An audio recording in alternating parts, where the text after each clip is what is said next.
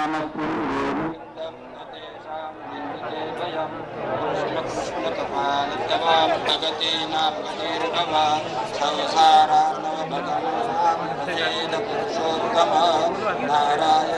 श्रेष्ठ लक्ष्मीकांत वरप्रद अनेन तर्पणेनाथ प्रेतमोक्षो प्रदो भव.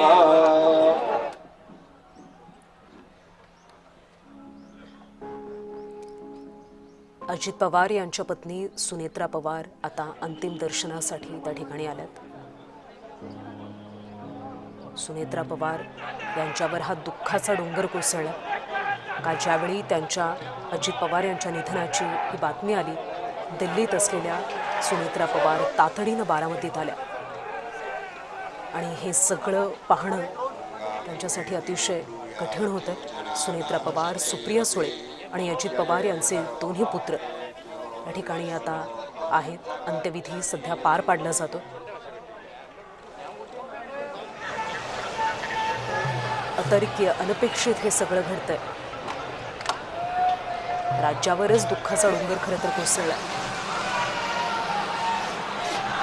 आणि हे असं पाहणं प्रत्येक महाराष्ट्रातल्या नागरिकाला खरं तर जड जातंय.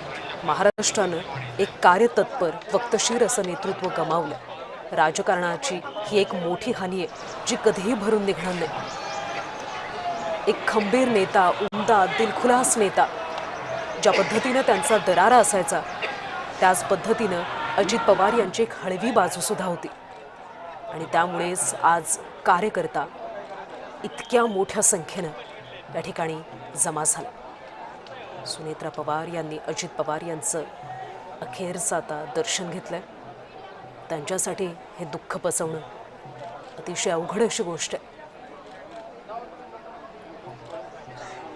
पण नियतीच्या पुढे आपलं कुणाचंच काही चालत नाही.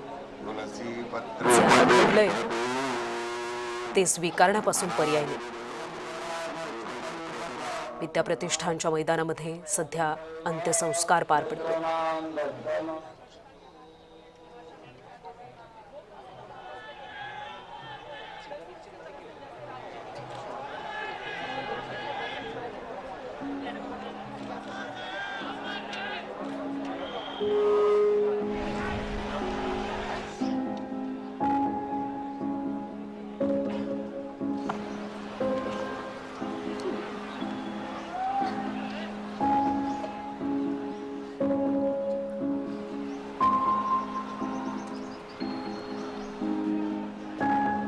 पवार कुटुंबियांसोबतच तिथे असलेले सगळेच नेते दुःखी, विषण्ण झालेत. कारण कुणालाच असं कधीच वाटलं नव्हतं की एवढा उमेदीचा काळ एक उमदा नेता अशा अवेळी निघून जाईल. त्यामुळे आता दादांना अखेरचा निरोप देताना सगळ्यांनाच भरून आलंय. अश्रू अनावर होत आहेत.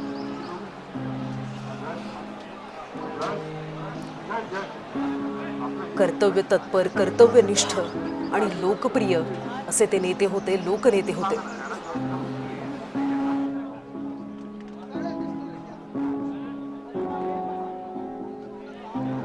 पवार कुटुंबियांनी अजित पवार यांचं अखेरचं दर्शन घेतलं आणि आता अंत्यविधी पार पडतो.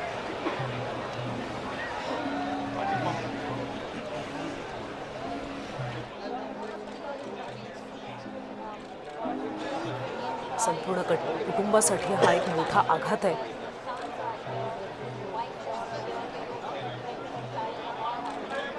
हे आपण दृश्य पाहतो. कुटुंबाला अश्रू अनावर झालेत.